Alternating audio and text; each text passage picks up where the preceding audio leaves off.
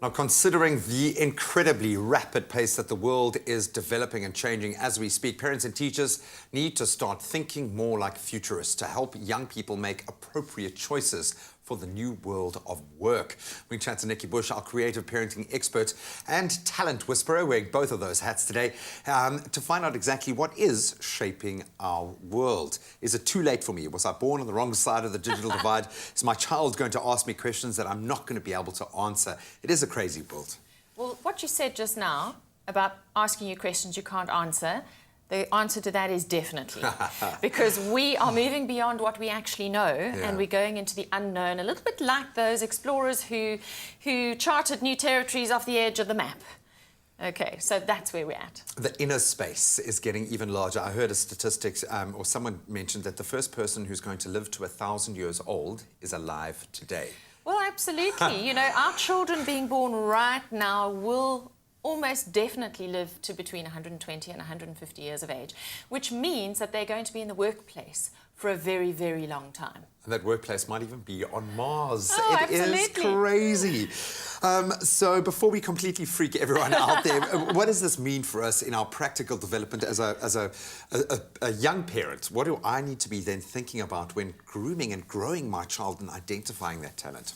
That's quite an interesting question, because there's a lot of focus on STEM subjects and STEAM subjects, science, technology, engineering, maths, etc.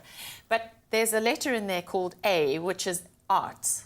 And what we're actually wanting is for our children to be encouraged not to mainstream into just the sciences or mainstream just into the arts, but actually find the intersection between the two, because that's where the magic happens. And that's what hasn't happened in our education system to date, that encouragement of finding the connection between the two. Yet luckily, every day and every single way, technology is meeting creativity on the platforms that are available. Social media technology has forced our children to engage with the world through tech. So as you can be the most creative person out there, yet you are still getting an understanding of technology in that process. That's right, but with all of this technology, it's also disrupting our world, and it's destroying jobs and creating new jobs.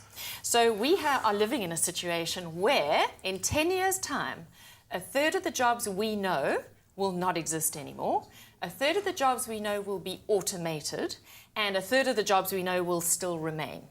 So only 1 in 3 jobs that we know now Never will mind, still my remain. child, what job will I have? What will I be doing? Well, this is how fast things are changing. So Carnegie Mellon University last year developed a piece of AI, artificial intelligence, called Libratus. And Libratus is a poker player.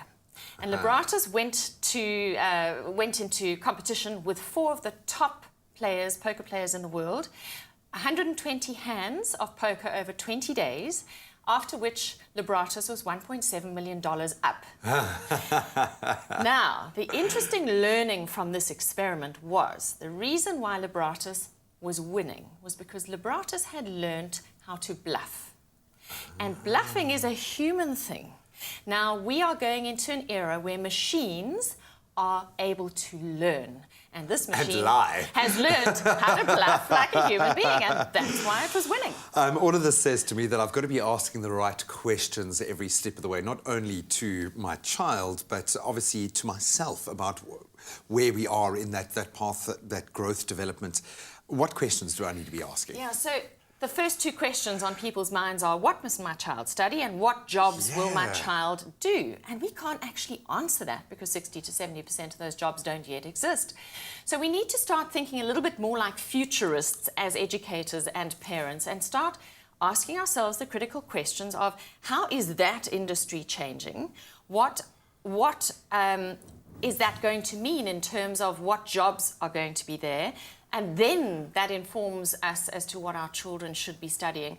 And this is a bit of a black hole at the moment, but we need to start being more inquiring about how we think about things and more open-minded. Well, we're going to have to shatter those mental boundaries. And just to put it in perspective, you can now study an asteroid mining degree at university. That shows you how far we've come. We're going to broach more of this incredibly interesting topic and what it means for our future and our children's future. What jobs are going to be existing when we've got to help them enter the job market? Some very interesting questions raised.